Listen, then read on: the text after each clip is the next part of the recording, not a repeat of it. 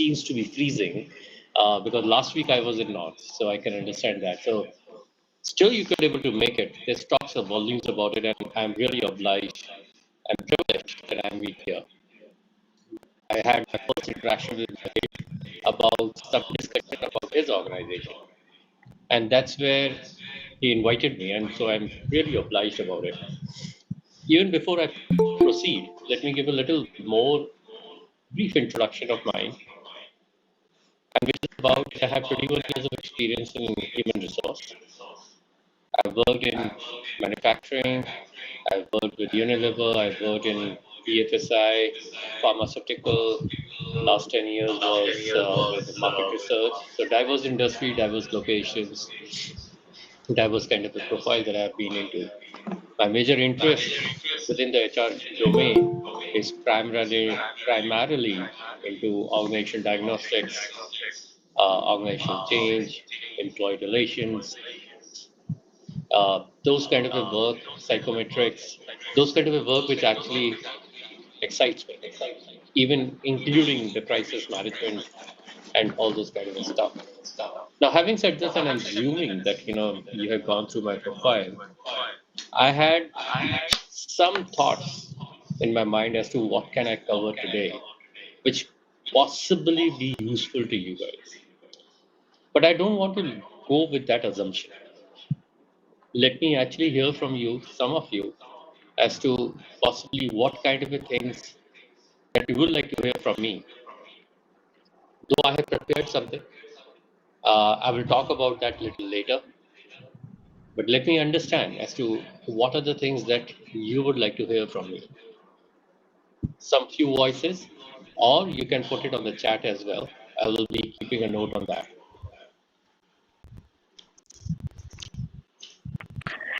Good evening, sir.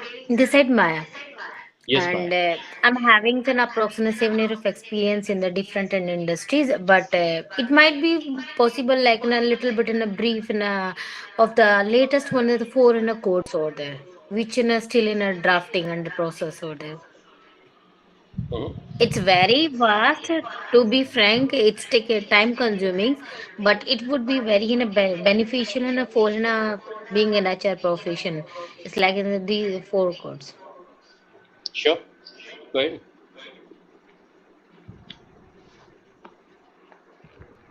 Any more voices? So Mahesh here. So Mahesh here. So we would like to know that, Yes. see, we started in 1940s with Tata started the HR culture in the India, and from that we HR also developing ourselves. That earlier we were known as a personal HR, and then some administrative part, and HR and HRBP, and now the strategic HR and all. Everybody like to grow themselves, but after some people are staying in the same position after 20 years of experience. They are not able to be they will not be able to HR strategic HR or HRBP or like that. So what is that, and what you think future of HR? Will we get a very huge salary like IT or someone else? So we all believe that HR. We always thinking that HR is a thankless job. So we would like to know about that also. What was your experience, and what do you think? What will be the future of HR? Yeah. Okay, so let me rephrase. What you're saying is that HR is a thankless job. This is how it actually lands onto most of the HR professionals. This is what you're saying, and possibly, and this has been there right from the beginning. Is it what you're saying? And then is it really worth it to be there or not? I think that's the question. In terms of money only, when we go for a leave, and but that you are a very important person. But when we go for a ask for the salary, then your job is thankless. Okay. There is no any reward recognition. Um, in a few organization, we can see that HR will get any reward, or HR person will get any certificate from the management. Am I So right, what are you saying guys? that Yes, sir. yeah, good. I'm just rephrasing it, which says that we Our importance is there when we are not there, but it Yes, is not turned into the converted into the monetary terms. yes, of course. Yes. Okay. Okay. And I am reading Samir and Mayank what you have written. I'm reading it. So I'm with you.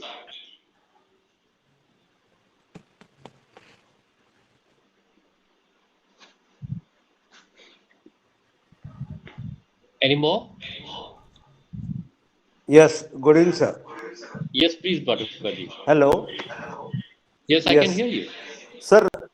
Sir, after putting more than 4 decades in HR, I would like to share one thing that Bhagwan Sri Krishna has given us the birth on this earth to serve the people.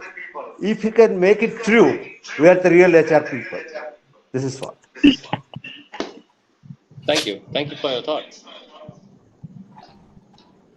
Hi, sir. Good evening. Manikanta here. Yes, Uh, Manikanta.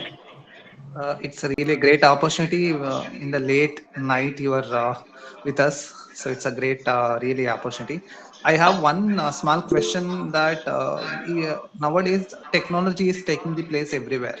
So in the sense of technology, when we put into our own knowledge, but we are not aligning in that way, in a kind of a faster way.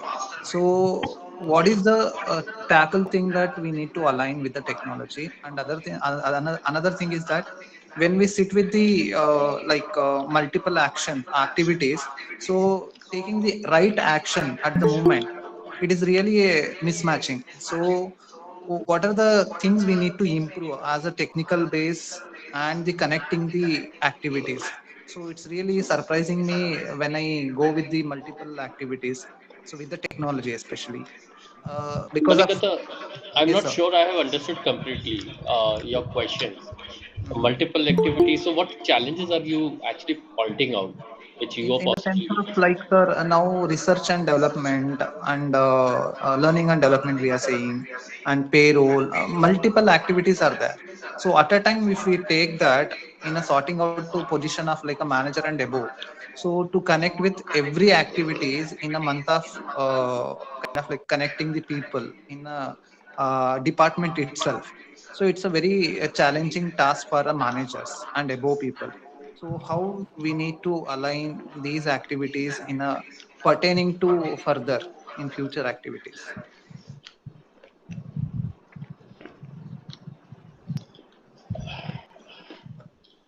Not sure I have completely gathered it, but let's park it and I'll come back to you and let's think about the question again. Yes, Raghavji, you just opened your Uh, mic. Sir, I wanted to know about the like see like what are the upskilling where the HR has to do. So in order to be relevant in the job or to move into the different verticals where the HR can contribute in those other verticals also. So maybe in your career, maybe you might have come across various upskilling thing. So maybe you can Yes, give us a glimpse of it. got it.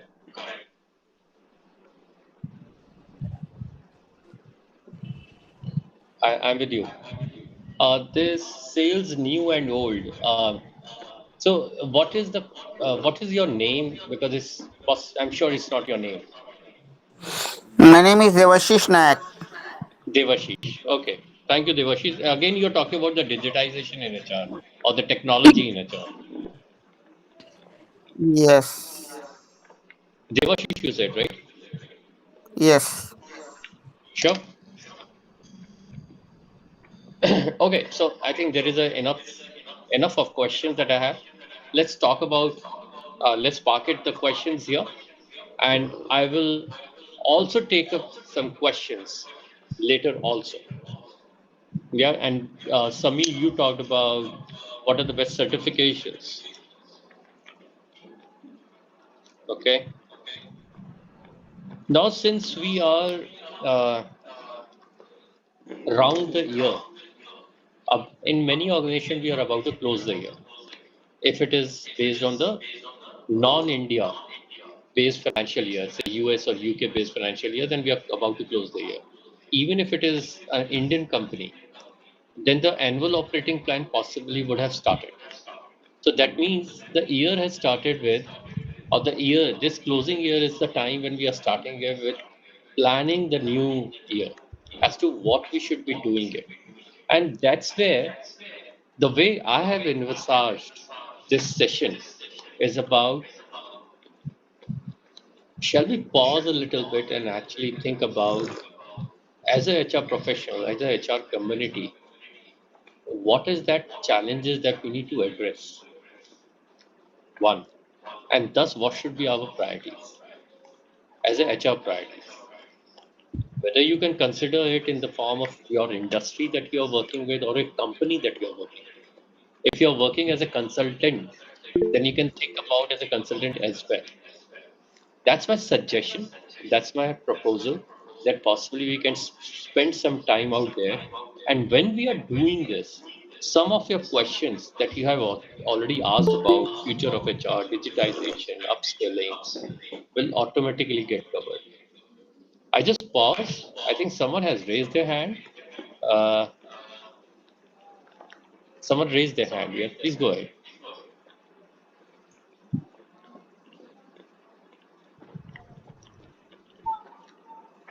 No, no one has raised their hand. So then, in that case, let me check. Is it okay if I talk about? Um, at first, we discuss about the challenges, the priorities that we think, and then I can talk about possibly what are the trends that's happening in the market.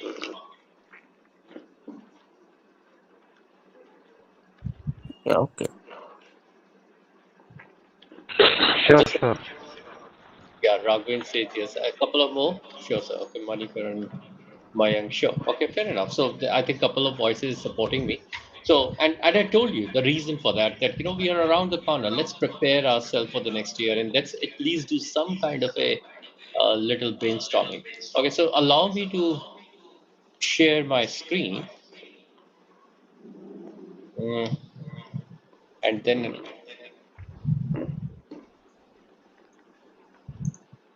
and when my screen is visible, just let me know. Yeah, it's very well. It's visible. Okay, great. So first of all, Merry Christmas in advance to all of you. And I'm going to talk about what are the emerging trends in HR.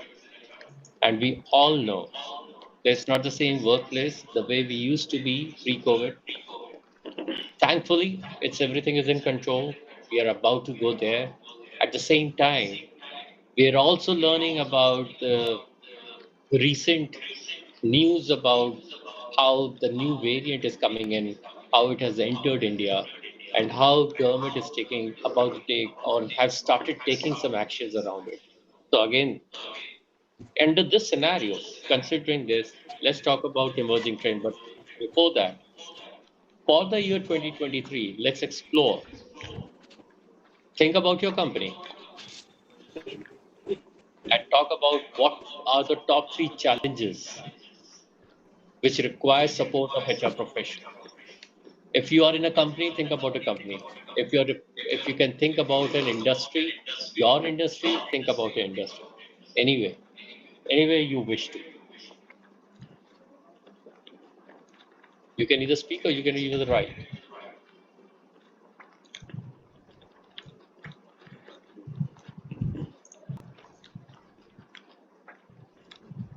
What are Sorry. the top three challenges? One challenge is that reducing the manpower and utilizing the resource in a short, in a kind of like a very bunch of people with activity they wanted to accomplish. My management. So that is the Okay, so biggest what you're challenge. saying is more work, less manpower. Yes, sir. Okay, or efficiently doing it. Okay,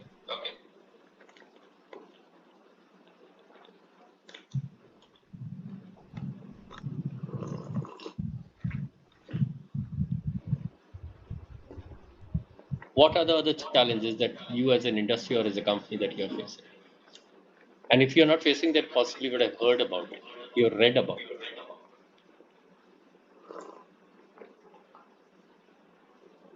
And second is that attrition rate also it increases. Like in a short tenure, attrition happens. So across Yep, the field. fair enough. VUCA Move environment, lot of changes. Actually, in the job roles, like job satisfaction is the main priorities over there. So people's expecting in another way, like they join the organization. Suppose that we just hire the people's in a particular roles over there, but somewhere somehow we are just adding the additional role and responsibility. So intimately, it's it's a job satisfaction of the people's what the actual they role some.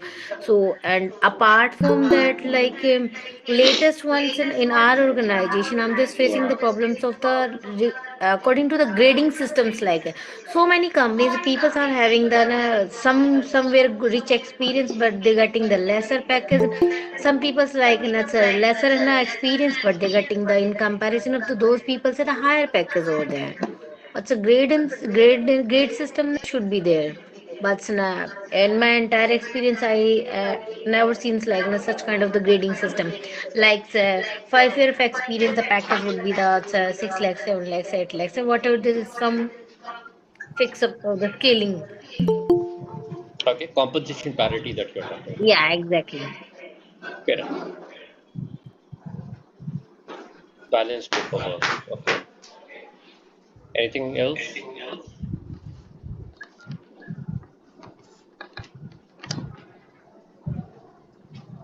Okay, so what I heard is a leaner organization, which means a headcount reduction, and with the same amount, less amount of people that you want to do a more work or more efficient work, more effective work.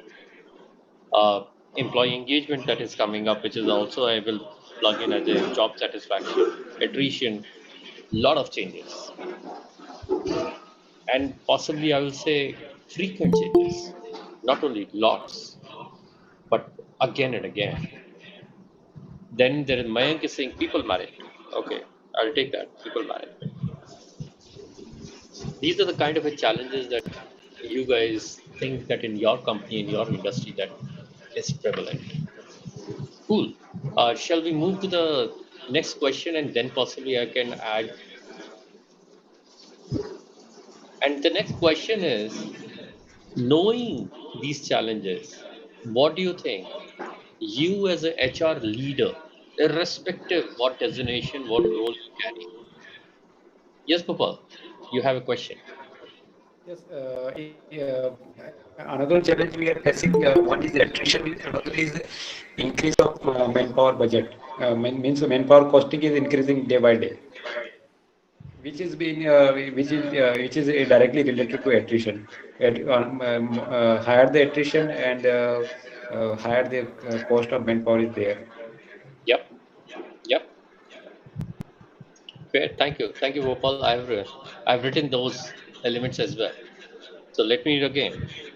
High, leaner structure, iteration, lots of changes, frequent changes, employee experience, employee engagement, job satisfaction, composition parity, people management. These are the kind of challenges.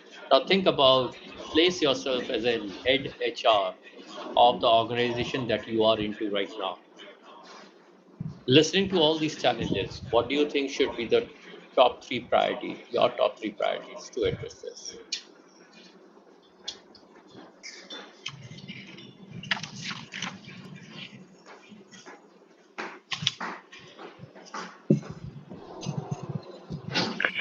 Motivation booster would be there in any organization, in any kind of the little bit engagement activity would be there. So it would be people's enjoyment. I worked in one of the IT company that they having the different schedule of the some kind of the break systems, they continuously working on in front of the system, but they just give the some break system 15 minutes, half hours, some any kind of the enjoyment would be there. So it's refreshment, and then simultaneously people enjoy the works over there. And in the same scenarios, employee give the preference to stretch the timings and give the good productivity. I'm in a payroll departments right now. It's currently I'm just not some in the payroll and processing sort. We just spending the late night works over there continuously. When we left the office, then come again at home, then continuously we have to work. It's like a stressful job. So somewhere it would be, but we just not putting some approach in our organization, like some engagement activity, some outings over there. So it's a refreshment over there, Got it? and employees' involvement must be there. I feel the work culture is very important. See, in our organization, what we have seen, the attrition was there when we started recruiting new hires. But then the work culture, what we brought was it ensured that we brought down the attrition. So the new employees who came in, they were very much aligned with the work culture. So even though the package was less, they are enjoying their work. So now after 3 months, I think 4 months, when I take their feedback, they are very happy. So then I got to know if the work culture is very good. So even like if their package is less, they will stick on. They will stick on to an organization. Got it? So what you are saying is work culture and employee experience, employee engagement, employee involvement, all this thing is together as one. So these are the top two things that I. And Maya, what I have done is you also talked about long working hours. I put it into the challenges. Yep, Praveen very well said, which is about the culture. Anything else? So what could be the other priority?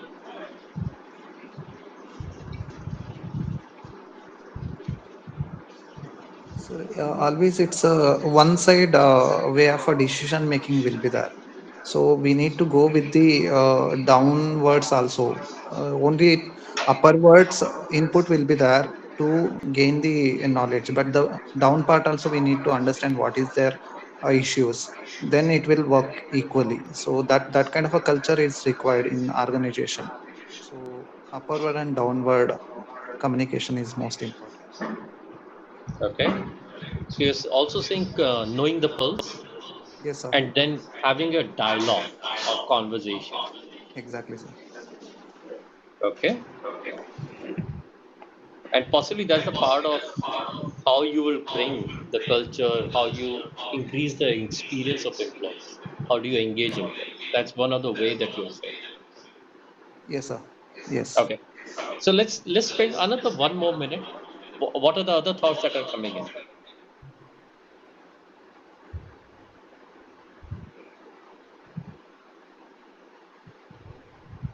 as a priority? What could be our priority? We always make a policies, but the policies always needs to be synchronized with the both the way to the organization and the employees as well. So it needs to be aligned. So that is the one Okay. parameter we need to set. Okay. Okay. Noted.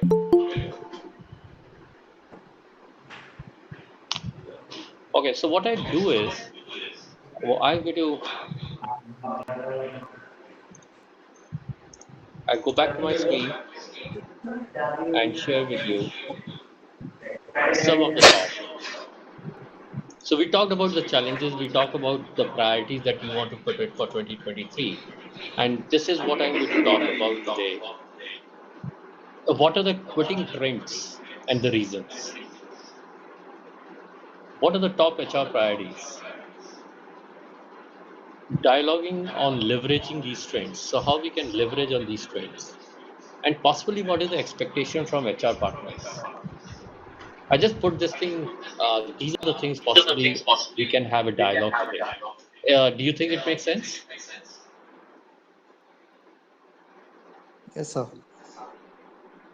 Okay. And what I'm going to do is I'm not going to add my experience into it, just to increase the authenticity of it. What I'm taking it up is something from Forbes study, SHRM study, Gartner study, McKinsey study, and LinkedIn 2021 learning report. I'm putting things from all these sources, and what I'm going to produce you today is the validated from these five researches and bringing things together for you. Chagona. And this does not represent any industry, but overall trend. Possibly this will, the idea of sharing all this thing is for you to know a bigger canvas, what's happening in the industry. And thus, to know this and to understand this, I request you that place yourself as a head of HR or in the leadership role. irrespective what role you are into, whether HR operation, digital HR, HRBP, learning and development, OD, compensation, payroll, whatsoever it is. Place yourself, graduate yourself as a head HR and listen from that perspective, and possibly you can able to grab more and have much more learning and understanding. Is it a fair ask? Shall we proceed Yes, on this? Do you think it's yes, the sir. right Yes, sir. time to proceed? Yeah. Okay. Okay, thank you. So what I'm going to talk about the quitting trends. Now this is McKinsey has done a study on various kind of a markets. What they have understood, specifically in India, which is highest, 2 out of 5 are thinking to leave in next to 3 to 6 months. And this entire thing is highest in India, which is 66%. Now this means what you're saying, that there is a high attrition, which you also said that attrition is one of the challenges that you are also talked about. Now, if you look at the reasons, in the top 6 reasons, this is how the bubble chart looks like, but top 6 reasons are like lack of career growth, inadequate compensation, leadership lacks inspiration, lack of meaningful work, unnecessary stress, and low focus on well being. In some way, you guys have said the same thing in a different manner. You talked about the compensation parity, you talked about the job satisfaction, long working hours, which is meaningful work. All these are the things that you also tagged in, said in some way or the other. Now, what is driving HR priorities? Apart from the quitting trends, there are three more things that Gartner has said that one is a hybrid work. So there are small number of people who do not want to work remotely, small number of people who want to fully work remotely, but mostly expect some employees to work remotely, which is like hybrid model. There is a rising turnover. How concerned are you about the employee turnover? This is the question that it talk about, and then mostly says significantly concerned. There is a mounting pressure on diversity and inclusion, which possibly are more higher in case of large organization and mostly in multinational organizations. So D&I is one of the biggest one, and CEOs, the CHROs have D&I as one of their agenda, and also the employees, when they asked, they also said that they consider D&I, diversity, equity, and inclusion as one of the reasons to decide on the job, on accepting the offer. And thus, the top 5 priorities which Gartner has come up in 2022, and it's about 2022, is about building critical skills and competencies. 59% of the HR leader are prioritizing it. Organization design and change management, 48% of the HR leader is prioritizing it. What is the current and future leadership bench? And this is how 45%. And future of work. And someone talked about as to what will be the future of HR. And this is about the future of work in some way related. And if you look at this, this is what HR leaders are prioritizing in their priority, in their annual plan, including the diversity and inclusion. If this is where the situation, this is the study for 2022, not for 2023. If this is where CHROs are thinking about, possibly this is where the world lies, possibly this is where we can think about where we can grow, how we can contribute in these areas. I just pause here because in the subsequent slide I will go in detail for each of these 5 sections. I pause here not only to take your questions, but also check with you if it is going in a right speed or is it going uh, too fast.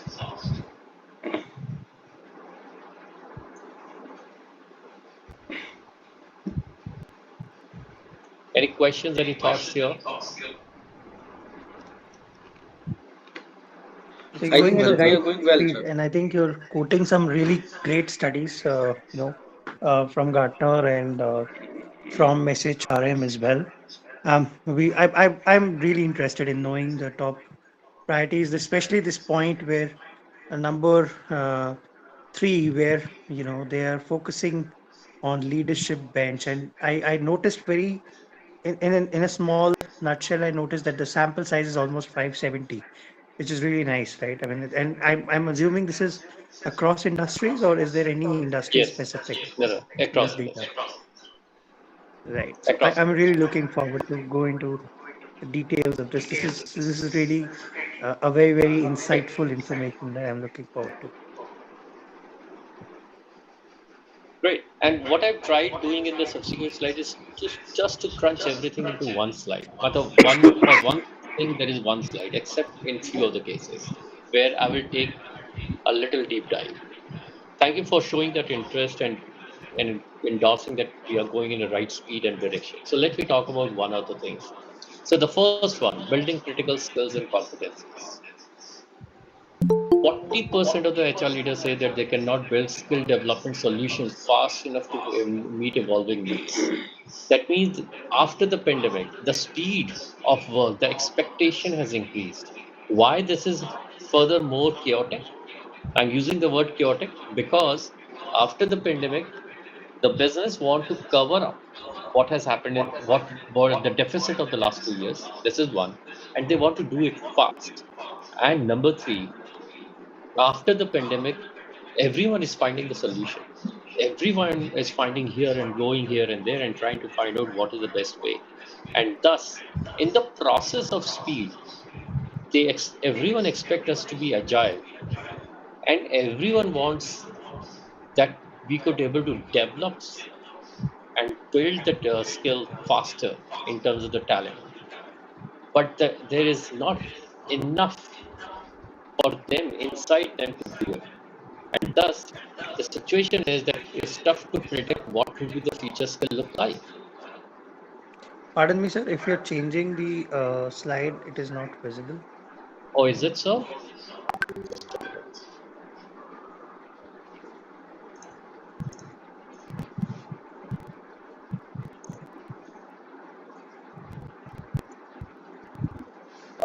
Is it visible now? Yeah. Yes, thank you. Okay. So I continue. So there is a situation that let's structure the talent management around the skill instead of around the roles. I'm not saying replace the talent management from the roles, but this is another thought that right now the skills are very important, and specifically when there is a high attrition, people are leaving left, right, and center. They have multiple opportunities. They are thinking about it, so it's difficult. It's painful to to let the high skilled employee leave. So can we actually build our talent management around the skill also? Can we actually hire people not only on the present requirement but on the future requirement of the skill, specifically for leaders and managers, apart from the technical thing? If not more, at least give an equal focus on the softer side of it.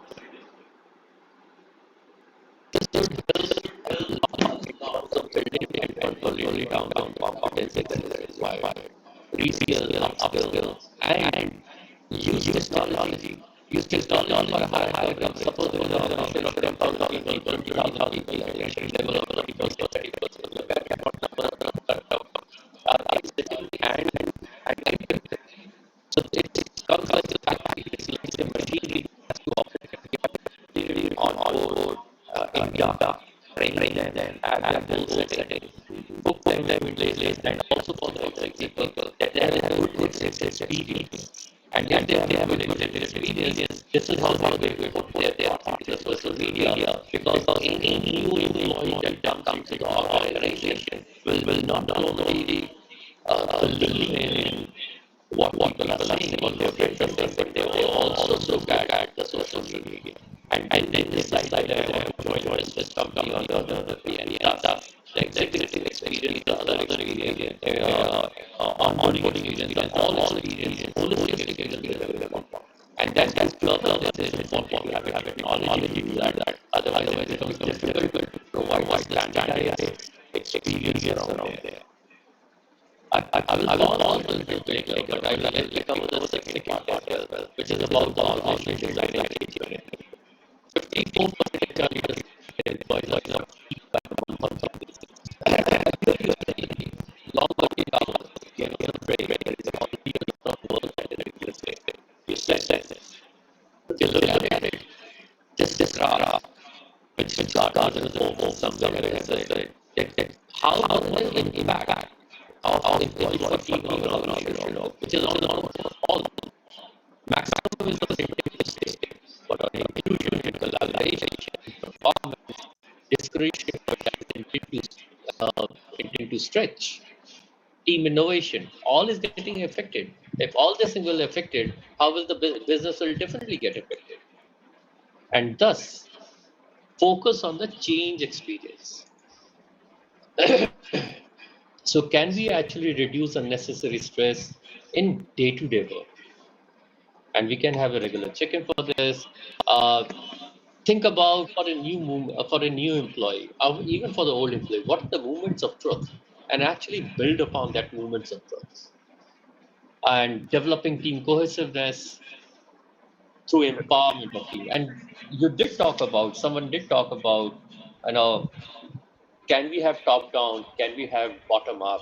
Can we have employee involvement? And this is how we can build the team cohesiveness when we do it together.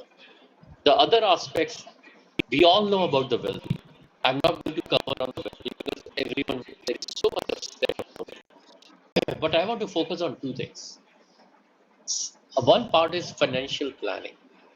We have heard so much of mental well-being because of pandemic. Gladly.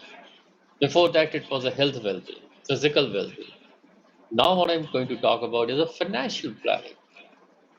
Irrespective whether you are a new entrant or new recruit, that means you are just less than 5 years experience, or you are entering into a marriageable times, or you are going into a family way, or you are entering into the retirement side. Irrespective of this, the financial planning is just not about having a compensation parity. Even if you have a good compensation parity in the organization, please educate employees as to how to utilize your financials wisely. And similarly, career counseling. I give you an example. Right now, I'm coaching a lot of people, maybe around 10, 15 people I'm coaching. And it ranges from 6, 7 years of experience to 21, 22 years of experience. Most of the people that I'm dealing with are around, even having 6 years to 22 years experience with MNC, with management, senior management or middle management. Still, they think about, am I going in the right direction? Is it a right career? What should I do? And there is less guidance within the organization. And thus, possibly that's another way to engage employees apart from what has already been established. And that's where I just want to bring in two aspects around it. I just pause here before I actually go to the third one to take your thoughts. And I'm sure there will be some thoughts that will be emerging in. So, any thoughts that are emerging?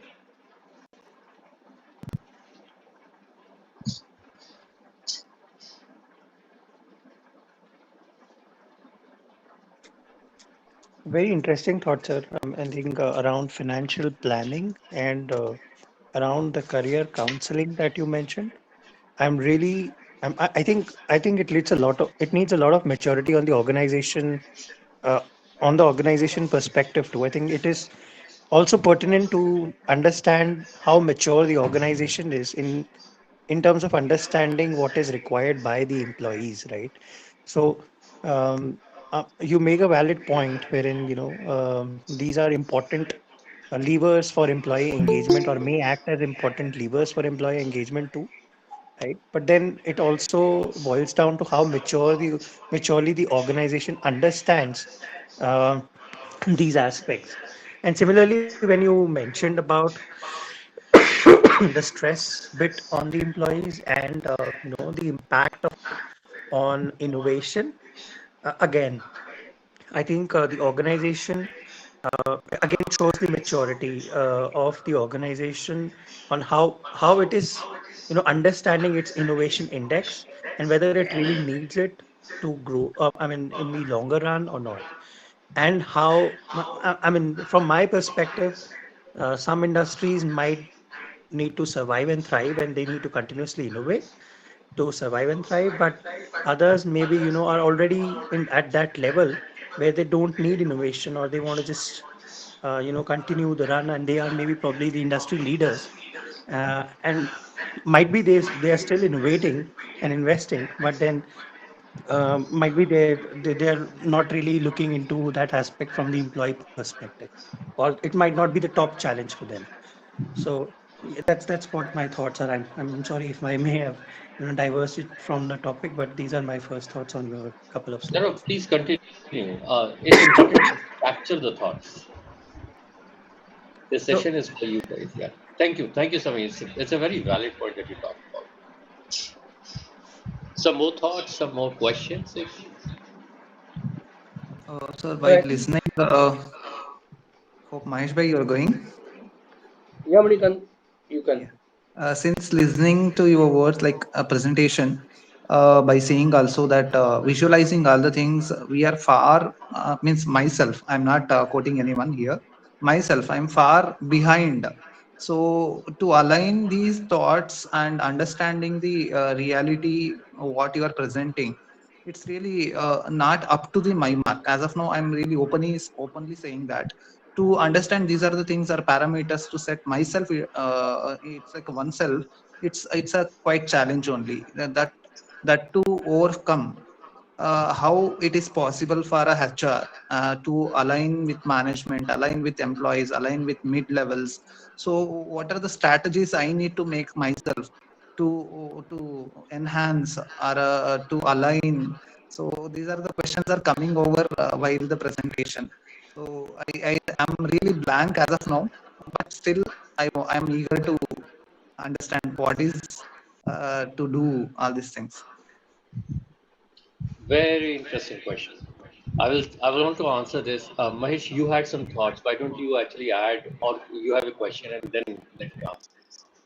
Yeah, even this, you talk about the skill development and all. This is my experience that even you can see here also that those are the experienced person. They like to learn something. Otherwise, those are fresher below 5 years experience, especially in terms of HR. They want only job, but they don't want to develop their skill. And when they don't do that, they will be far behind from that. And then they will raise the complaint, you are not getting good job. You will not, because you don't want to develop your skill. Yeah, I'm just noting it down so that I don't miss it. Mahesh, can I move to Manikanta's thoughts Yes, sir, please, sir. and then I will come to you on what are my thoughts there? Very valid question, Manikanta, that you have brought in, that my organization is not matured enough, or possibly I'm not in that ecosystem that can think about that level of engagement. What I was talking about as to what are different ways of engaging. Now, maturity of the organization, when you say, in my mind, the maturity of the organization is equal to the maturity of the leadership. And it is just not the leader and his direct reports. That's the leadership team. Think about how COVID has struck each organization. I'm not talking about industry, each organization. And that's where the leaders and the leadership team have shown the maturity to deal with the unknown devil, which we have all have faced for the first time. The maturity would have shown there itself. So as an HR professional or as an HR leader, we all as HR leader, it's important to coach our leaders and be partner with their leaders. That's where the partnership and the coaching brings a big element. So it's not about the quality of intervention. It's about understanding where your organization's maturity is, and then strategizing your work and maneuvering your ship along with the leaders. Thus, the coaching of people of the leadership team is equally important out there. I repeat one more time. The maturity of the organization is directly proportionate to the maturity of the leadership team. And for this, you require a matured HR leader who can coach them. I just pause out here, Mani, or any other want to add into what thoughts that I have been reading so that it can be supported.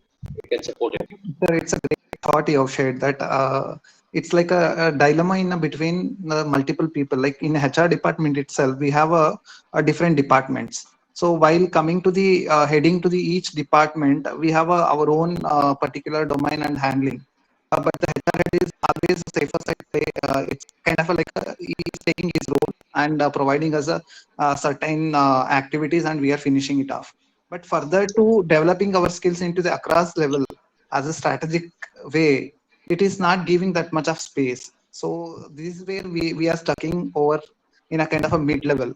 So and the another thing is that when we enter into those kind of a questions, they are not allowing us to kind of like sharing the thoughts, or they are stopping us, or ending point is that there is a other domain person is there, he is heading and he is taking care of those departments. Why you are worrying? So these are the things are coming. So to stop or to better understanding of with the HR head and how to correlate with the activities, these are the many questions are coming while discussions. So but how to deal, that's a major activity in a day to day phase. So that is a challenge we Manikanda, face. Yeah. I just only the best way to overcome from this. You only pick the best thing, whatever best thing we can learn from each and every person. We learn from the small group of people. We learn from the small skilled person or unskilled person. We learn is depending on the hour to how we grab the skills is to we have to change our thinking process about the learning as we as our group motto, the learning is continue process. So we can learn from each and every, we have to open minded mainly to learn new things. Uh, Yeah, I agree. Thank you. I yeah, agree on that. Mani, you seems to have a very specific aspect. Uh, Feel free to connect with me because you are talking about very specific to you what you want to talk about. So I will be happy to support you there. Thank you, sir. Thank you. Yeah. At the same time, when you said this, one more thought which I will be covering in the subsequent slide is about when we talk about as a HR professional, we talk about the organization. Uh, HR professions, HR people within the same organization should not be taken as a cobbler's child. And it's important that within the various functions of HR, how are they collaborating? What are we doing for the engagement of HR professionals within the team, within the HR team, is equally important, which I will cover a little later. Yep. So that's you provoke the right thought. Sorry, Yes, just Ami. just to add, I think a very I think it makes a little bit more sense to what you are also talking about. Uh, what I wanted to add was how much are we investing in our own HR as well, right? I Absolutely. mean, That's the point. so just because you mentioned that right now, it's about not only the management or the organization or the leadership, investing in it. It's also about showcasing to them the value in it. Unless as individuals, the value is given to back to the organization, they will not like to invest in anything. Forget about HR. I mean, they will not even invest in technology or anything, right? They would want, everybody talks numbers, right? And everybody talks ROIs and what is in it for them, right? So we need to somehow, in order to convince, in order to push, and Vibhu was talking about the manpower budgeting coming in the coming year, and I mean, thinking about the new year ahead, where we should be spending, right? I mean, in order to convince them to, spend in HR, you have to be really, really solid in terms of numbers. So yeah, that plays an important role. Upskilling will automatically, you know, uh, cater to a lot of lot of challenges in the industry that we are already facing today. So I think that is what I have to say. So I just want to tweak a little bit of what you said. We all are saying the same thing, that we need to invest in our own tribe. Uh, even if you don't have the money to do that, I would rather say that, if we are doing an employee engagement survey, say for example, or we are doing employee engagement activities, or we are saying that let's do a performance appraisal discussion, let's do a quarterly check-in or a half-yearly discussion, and this is how it should be done. This is what we actually do to the in business. What my suggestion here is, do this perfectly within HR first. Absolutely. Yeah. This doesn't require any investment, because if I feel invested through my manager within HR, not only by my manager, even my peers say that, I had a good appraisal discussion, irrespective of what rating I've got, because I have got a genuine feedback. I have got a genuine concern. My manager has actually gone into the detail to actually understand my rating, and it's not about anything else. It's about me. That itself, if I've been treated like this, I will definitely treat my employees in that fashion, and that for any investment. It's absolutely valid, So that's the and point. that's the biggest thing. I think, and that will validate your own processes too. I think that Absolutely. walk the talk is really, it starts from your own self, right? I mean, unless you believe in your own processes, you will not be able to implement them. So yeah, that's true. And Mahesh, I just can I come to you now? You talked about skill development, awesome job. We are all saying the same thing. Absolutely. One more thing with regard to the freshers is about, possibly they don't know what they want to know, and that's where the guidance and handholding is much more required. Possibly at this level, we know what we want to actually, what is the right question. At least we know the right question. Possibly don't know the answer. Right. And I'm just generalizing it. And thus, the fresher require that much of thing. That is what you're thinking is they are only thinking about the job. Once they are inside the organization, when they are inside the job, at least for few months, they are not thinking about again changing the job, assuming that the compensation, role, and everything is discussed. Now they require a little coaching, little guidance, little mentoring. If they find an investor inside the organization for the initial 1 year, then they will possibly go in track. That's how I have experienced it. I have worked around it within my team, and this is how actually I've seen both the sides, and that's why my little two cents on this. But a great discussion on this. Uh, shall I move forward, or we Yes. want to have more discussion around? Yeah, please, sir. Sure.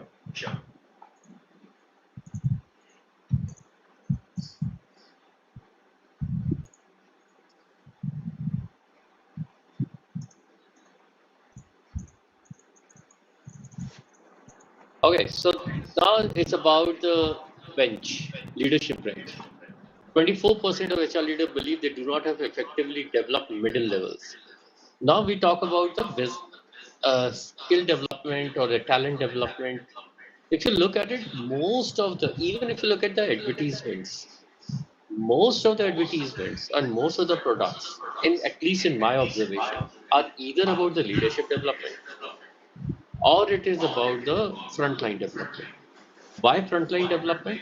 Because those are the set of people who actually work, bring business, do the actual work. Leadership development, because if leaders, that's where we assume that if, and possibly is the right thing also.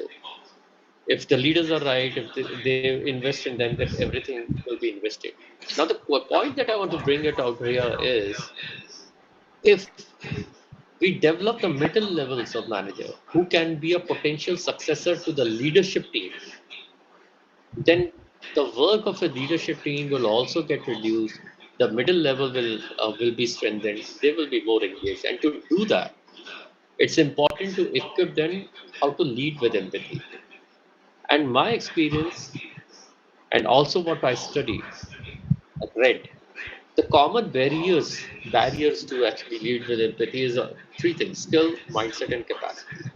And the skill is, do I, possibly some people say, some leaders or some managers say, empathy, not really. I don't know what is it. Is it required? Or the mindset. Am I here to actually show empathy? My job is to get the business. And these set of people, the team that I had, is there to support me. Possibly that's the mindset. Or it's about just so much of work. I'm too overloaded. Is the time to develop my team or show empathy? I just direct them, tell them to do this, and they assume that it will be done. That's where these are the common barriers to actually for the managers to have an empathy. I was coaching one of the HR professional, 7 8 years of experience in a good IT company, and been into the last 3 years into the organization. And that person is so I would say disengaged to the level that even his medical condition has started deteriorating now, and he's not able to say anything to his manager. Now, at this point of time, as you hear the story, possibly in this manager is a villain. But the point that I want to make is the manager no, because he has not spoken to the manager. So what I'm saying is, if the manager is empathetic, if you focus on those managers, possibly the drop down and everything will possibly, because the world will become much better, and thus the focus on the middle level is required. And these are the kind of a characteristics of empathy driven manager. But I want to bring one more aspect. We do everything for our customers and clients. The day as a manager I start thinking that my team member is my client, I'm there to support and make him or her successful. They are not there to serve me, but I am there to partner, coach them. I'm there for their success. And thus I will do everything for them. That's where things will be in a much better shape. So it's not required to direct control and command in that case. So that's about my view, my take on this particular creating a bench strength. And second last is about diversity and inclusion. Not every one of you has talked about it, but definitely it is there in the mind of, and the study shows that in the minds of the HR leaders, definitely in MNC, and some of the associates that we join.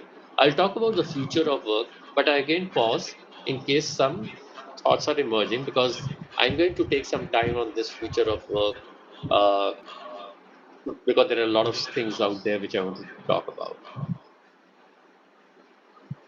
Any questions around here? I paused here. And I also want to check how much time do I have. So accordingly, I will speed up myself. Sir, It's unlimited already, time, according to us. are you sure? Mahesh, I don't know about you. I mean, Yes, I'm yes, really, sir. I'm really enjoying the conversation. I think Yes, this is after a probably long time, this we one of the best conversations I've ever been a part of. yes, I really, this is really intriguing me, and I have so many questions for you, Vibhuji. I mean, I So don't why know. don't you ask a question? You're really touching the gray cells in a way that nobody has ever. I'm really fortunate. I will definitely connect with you separately too. I mean, Sure. I'm really fortunate to have an interaction with you today. So you talk about empathizing managers, and I think wonderful. And that's how the leadership, middle level leadership, and their I think empowerment will also work, and to help them feel empowered. This is their empowerment, right? I mean, to make sure. But one thing that I really want to really touch upon, which maybe is a slight pondering point for any or many organizations, is the span of control of these managers. You know, whilst major studies would have told us that I think the ideal span is, let's say, 8 to 12, right? That you may want to really have with you and is a best possible span to control, right? It is humanly impossible to have that kind of a span of control, right?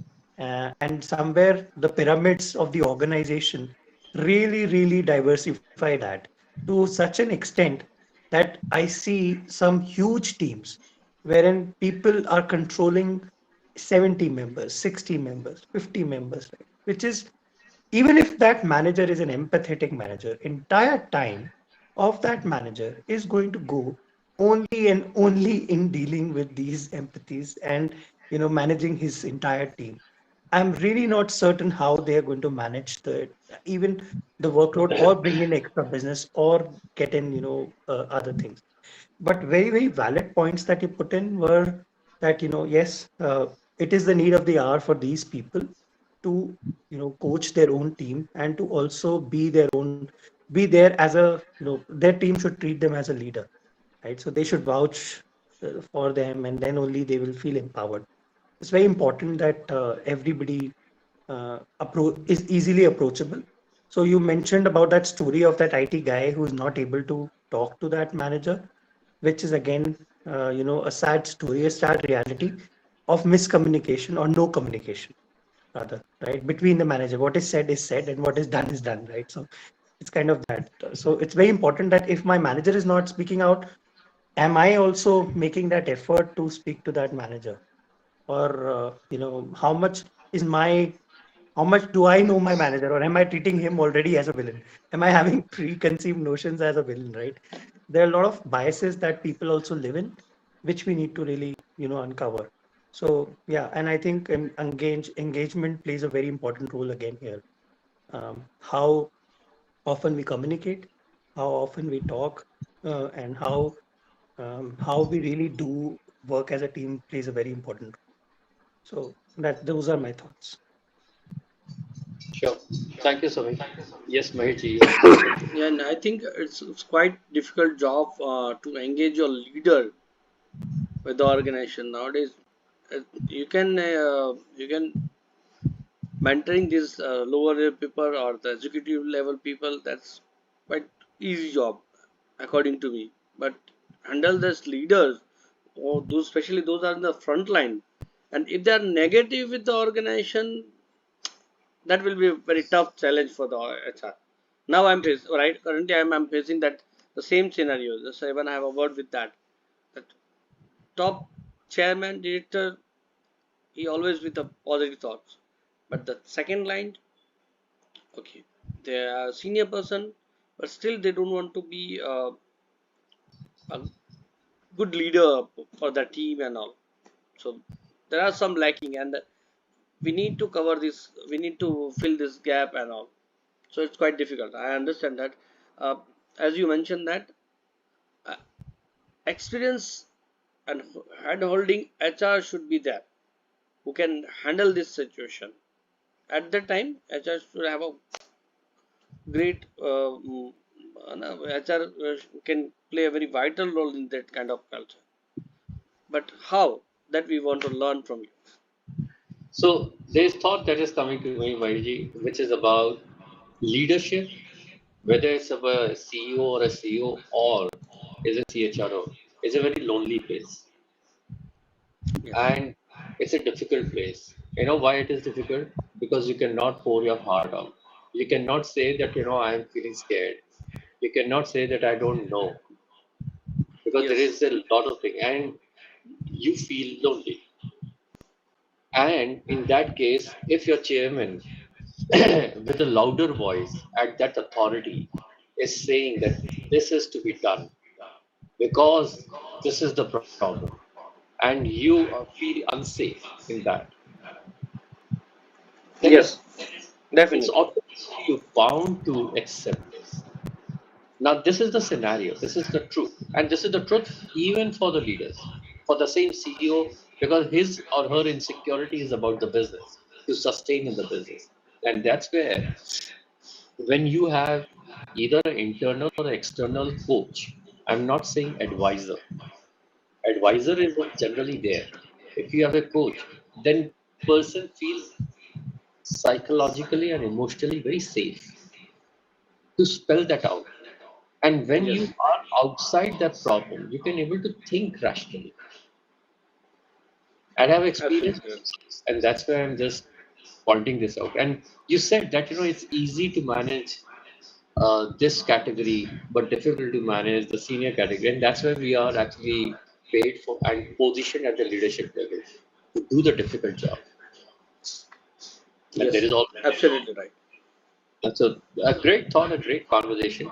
And Sami, I just want to rather challenge when you say that managing 8 to 10 is difficult, and there are 40, 50 people. With one thought, if you look at the global CEOs, global, which is a global organization, you will find that they will have 20, 30 direct reports.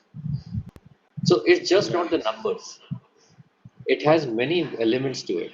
One, I give you two examples related to this. If your leadership, if your next level is absolutely mature, capable, done, then the interaction level has to be very less, not regular. Or if it is like a transactional work and everything is automated, you're more like a matured clerk, then organization doesn't design is such that you don't require that much of work. You require a man in the form of a machine. If this is the requirement, you hire that kind of a person there, and then the requirement will be less. And I'm saying this because in my own organization, in my own experience, not the present or the previous one, we were doing a manual work. That's the work. 1:10 was the span of control. We brought in technology. The span of control increased from 1:20 to 1:30. And I was myself for doubting it initially, but it went very smooth. So I can Yeah, talk about those experiences later. yeah, I really, so in my organization too, Vibhu, I agree that, the span of control at the leadership level, and when you talk about maturity, I mean, we have really, really mature leaders. I think we have more than 300 plus mature leaders.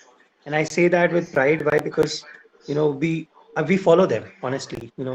Within the organization, we listen to them, we hear their thoughts, and there are leadership conclaves happening, which really motivate us to, think about that. So I really have no qualms about the leadership and, how they are structured and how, what their span. I was more talking from the middle layer perspective when we spoke Got it. about that. So, Sure. when I see this current challenge, I know at that level the maturity is definitely there. But it is this middle level where, this gap tends to increase with the span. When you talk about technology too, but then I'm not too sure if technology can really come in all the aspects and help Yeah, us. yeah. It's not a complete takeover. I understand. So let's talk about this. And I know that it's already 10:50 and we have 14, 15 people. What I do is I will try to wrap up in 10 minutes with one more aspect to talk about. And possibly that's a little important one in the conversation. And and once again, if you can able to see the screen, just let me know.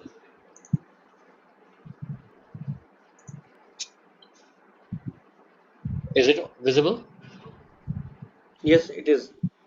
Okay, so this is the last part which I have talked about, the future of work. We already discussed about well-being. There is another aspect which is about working parents. Now, working parents, I'm talking about the organization where the men, women both are working. There is a good number of working women also. Now, after the pandemic, they are kind of thinking that they are juggling between work and childcare. Childcare cost is increasing. More working parents are exiting, specifically women, and this is true. And also because for 2 years, the small kids were at home, studying at home. Now the kids have a separation anxiety. Now, since the year has already passed on, possibly we would have overcome this. In some situation, it has not. Because I heard in the school, counselors are kind of facing this, or the teachers are facing this kind of a situation. There is another aspect. And this, because I'm placing these situations because this opens up the areas and the avenues possibly where we can dwell into.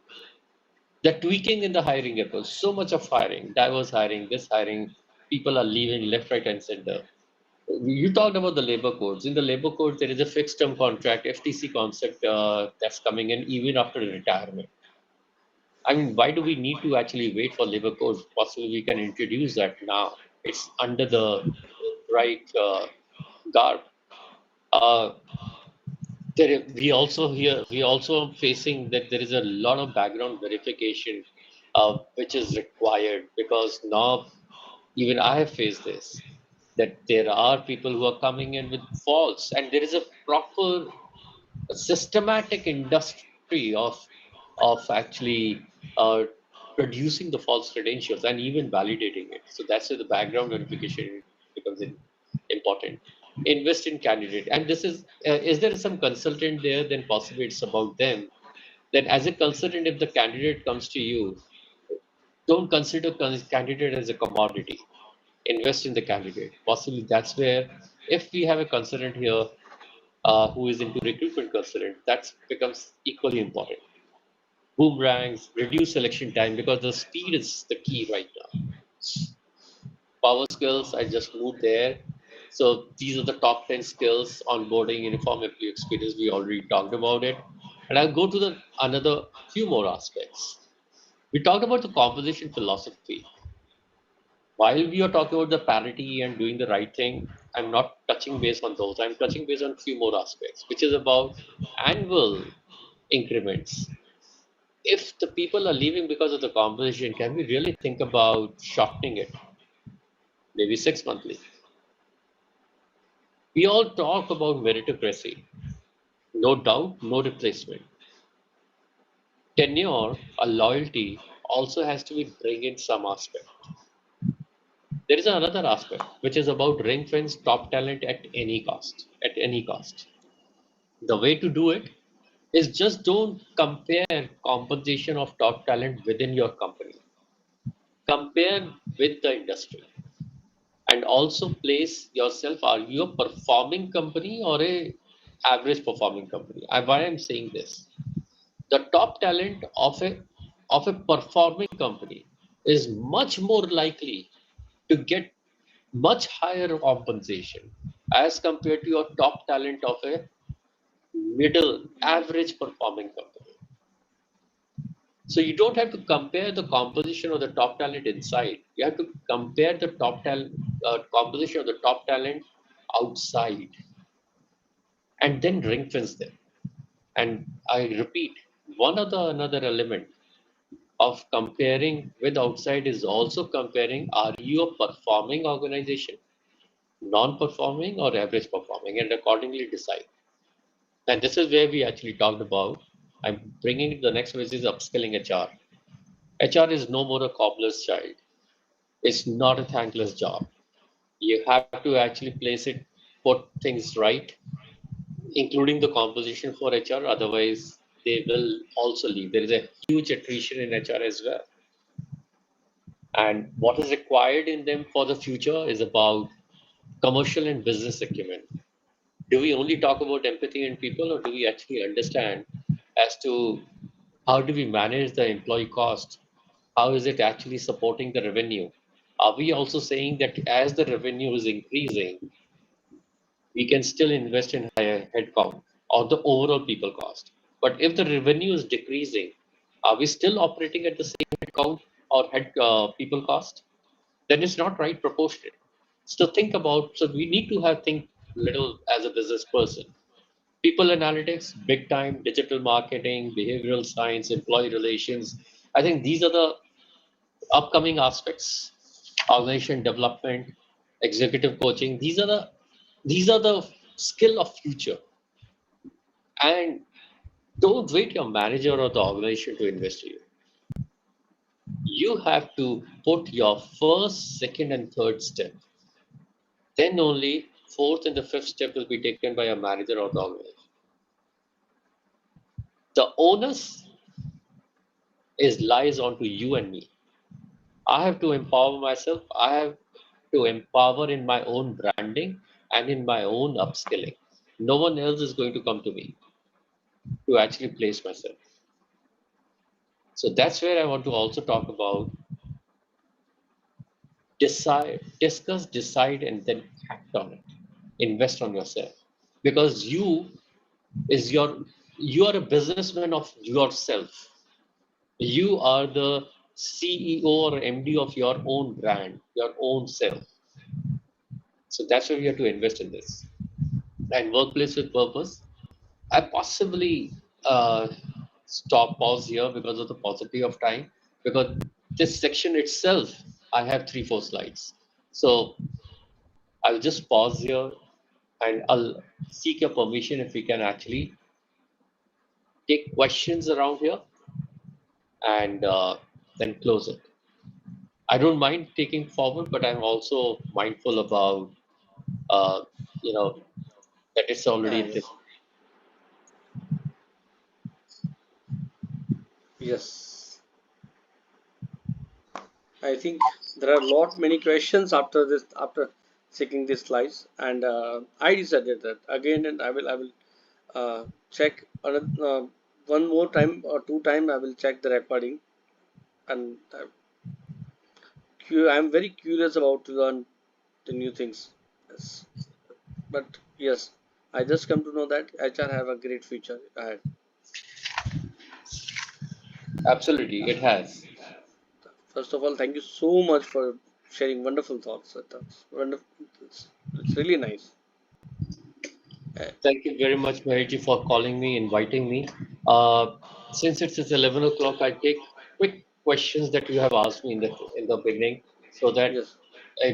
people don't feel ignored that their questions are not being taken up. What I will do is at this particular here itself, I'm going to write my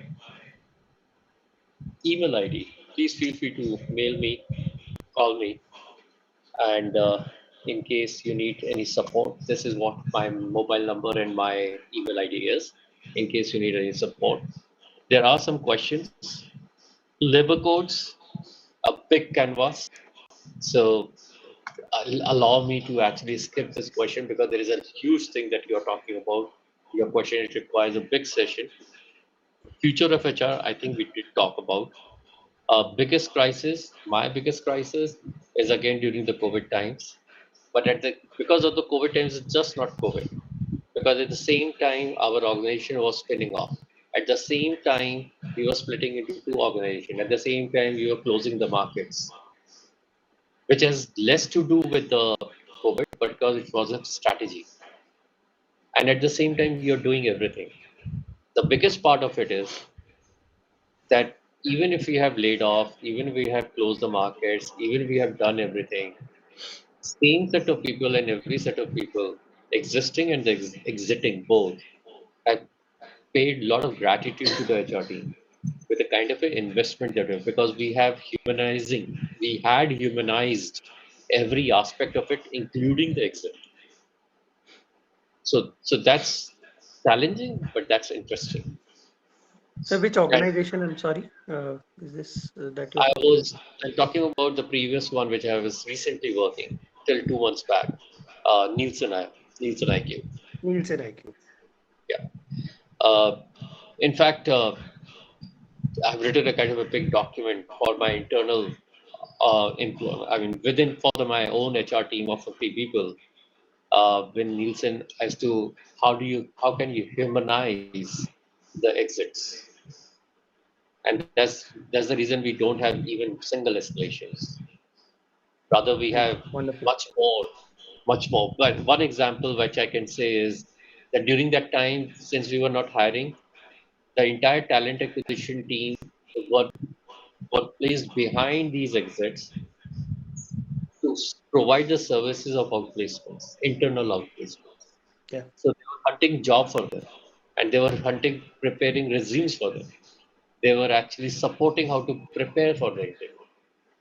So this is how we actually changed, transformed. So that's about utilizing it. Digitization of HR, big time. not only digitizing, but analytics HR also. Please invest. Please do invest, no doubt about it. Please continue to invest in upskilling of HR and all those things. I did talk about what you can do is with regard to, since you talked about my experience. So I've been investing in my upskilling from the last 12 years. My prime domain is actually human behavior. That's why I started with uh, handwriting analysis. Then I went for NLP practitioner. Then I went for NLP master practitioner. Thereafter, I went for ODCP, Organization Development Certificate Program from Indian Society of Applied Behavioral Sciences. Then I went for executive coaching. Then I went for Hogan certification. I'm still doing gunning for executive coaching, and I have two more things, skills in my mind, which I'm going to do next. And in the last, and I'm not, these are the tangible way of certification because it's easy to articulate. But whatever I do, I make sure that I invest all this thing in my own organization, in my own team, because then there is no use. Otherwise, it will be like a certificate. So that's about the last question that someone has asked me. And this is how I can close by thanking you for inviting me here, for being attentive even at 11 o'clock in the night. And feel free to call me in case if I can be of any help and support to you guys. Thank you very much. You've been It's a wonderful, sir. pleasure of us, You've been Savi. absolutely wonderful. I think I take Thank you away a so much. lot. I take away so much today. I'm so enriched with knowledge today. Maheshji, please, if you have his slides, if you can share them, sir. I'm hoping that they can be shared across if possible, if they're not By copyrighted. by tomorrow I mean, evening, you I will would love get. to redo over the weekend, recheck, and like you said, like Mahesh Bhai also said that he will be going through the recordings. It's Yeah, yeah. difficult. It's difficult to keep engaged for 1.5 hours, but time went by. You were wonderful. Thank you for your Thank you. engrossing session. Thank you Sir, so much, sir. it is Sir, really wonderful. It is really wonderful. I would say that one sentence only, that my team members are my clients and I have to coach them so that they can reach to the level they desire. Thank you very much, sir. My salute to you. Thank you. Thank you.